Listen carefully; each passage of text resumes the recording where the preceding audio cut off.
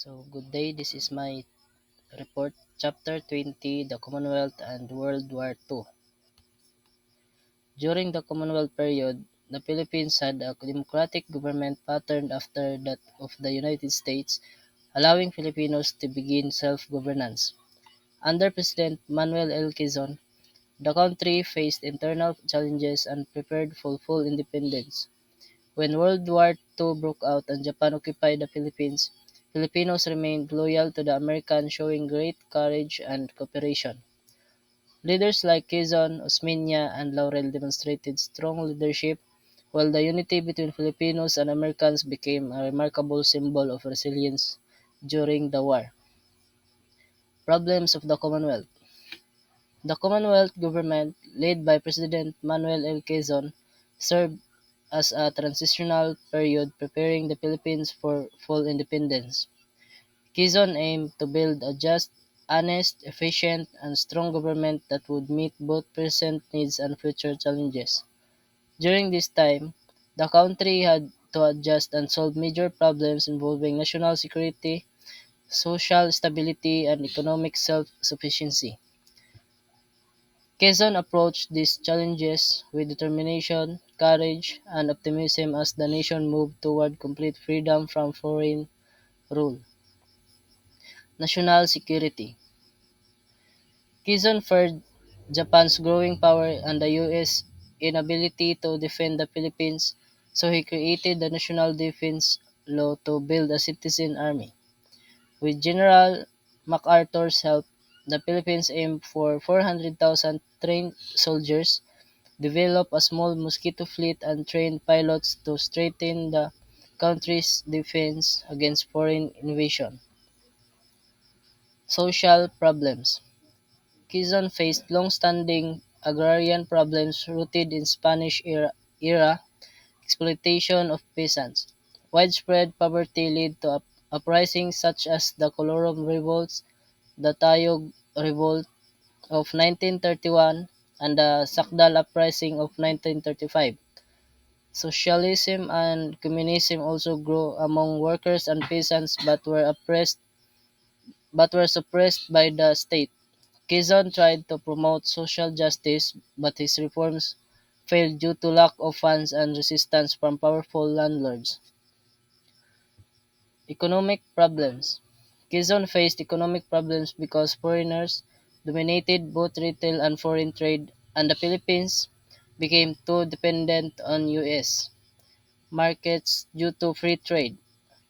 In 1937, Quezon and President Roosevelt created a joint committee that recommended extending free trade temporarily so that Philippines could adjust its economy before independence. Other problems. Quezon recognized two major issues: the need for a common national language and the growing influence of the Japanese in the Philippines. To address the language problem caused by the country's many dialects, he created a National Language Institute, which led to the 1937 decision to make Tagalog the basis of the national language. At the same time, concerned about Japan's increasing economic power in Davao and its potential threat to national security, Quezon pushed for the Immigration Act of 1940, which limited each country's immigration quota to 500. However, Japan viewed this law as anti-Japanese and strongly protested it. Achievements of the Commonwealth. From 1935 to 1941, the Commonwealth achieved progress in trade, transportation, communication, public welfare, and culture. Foreign trade increased, railways and airfields were improved, and radio and telephone services expanded. Economic agencies and government corporations were created to protect consumers. Public welfare programs helped the poor, unemployed, and calamity victims, and women gained the right to vote in 1937. Arts and literature flourished through government-sponsored contests that encouraged writers and artists in multiple languages. The war in the Pacific. The Commonwealth's preparation for Philippine independence were disrupted when World War II reached the Pacific in 1941. Japan, long feared as a threat by leaders like Claro M. Recto, launched a surprise attack on Pearl Harbor on December 7, 1941. In response, U.S. President Franklin D. Roosevelt asked Congress to declare war on Japan, where it immediately did. The next day, England also declared war, officially starting the war in the Pacific. The occupation of Manila. Japan launched attacks across Asia, including the Philippines, beginning December 8, 1941.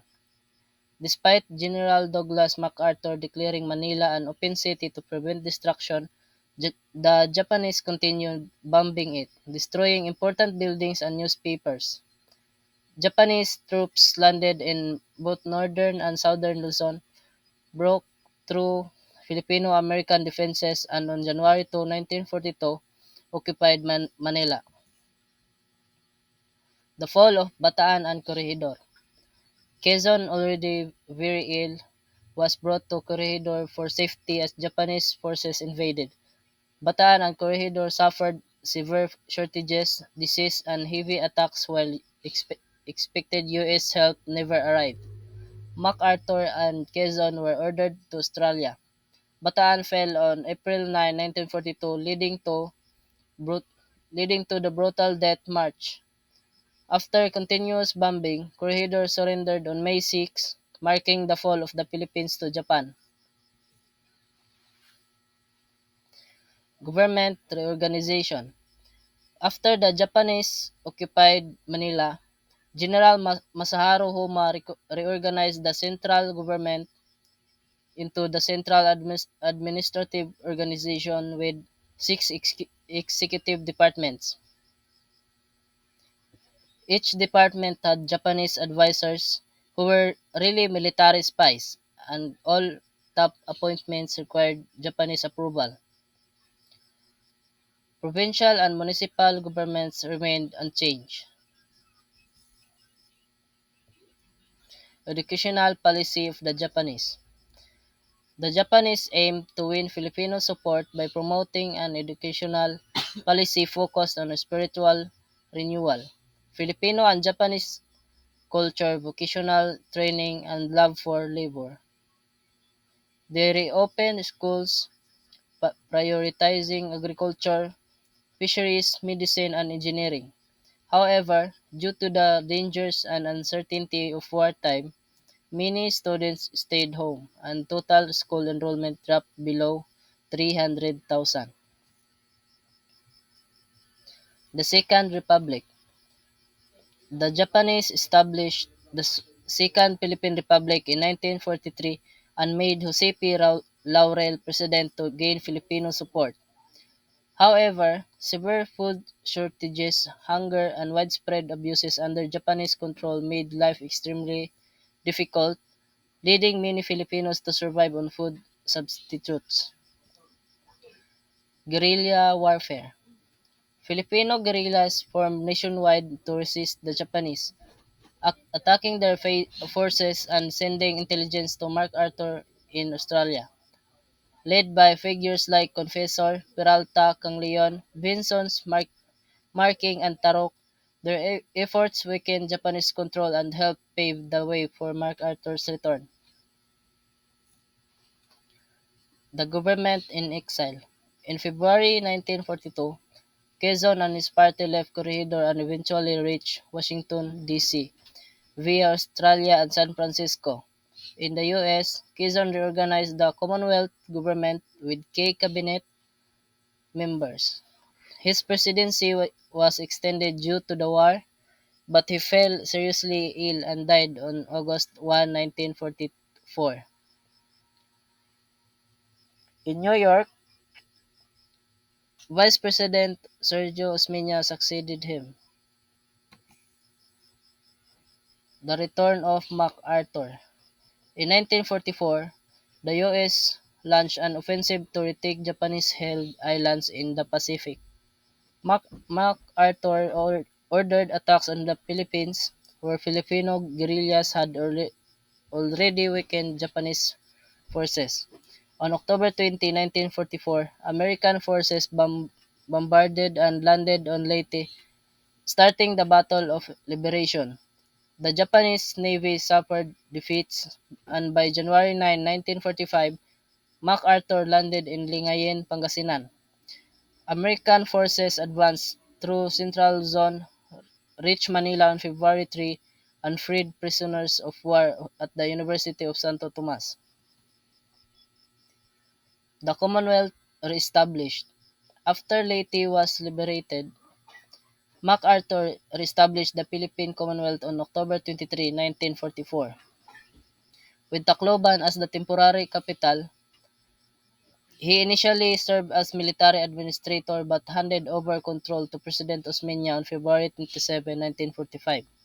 On July 4, MacArthur officially proclaimed the Philippines liberated from Japanese occupation.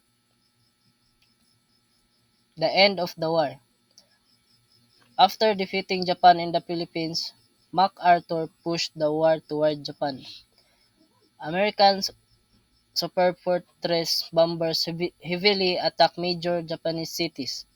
President Truman and British Prime Minister Churchill demanded Japan's unconditional surrender, but Japan initially refused. The US then dropped atomic bombs on Hiroshima and Nagasaki. Threatened with total destruction, Japan surrendered unconditionally and formally signed the surrender documents on September 2, 1945, aboard the USS Missouri, ending the Pacific War.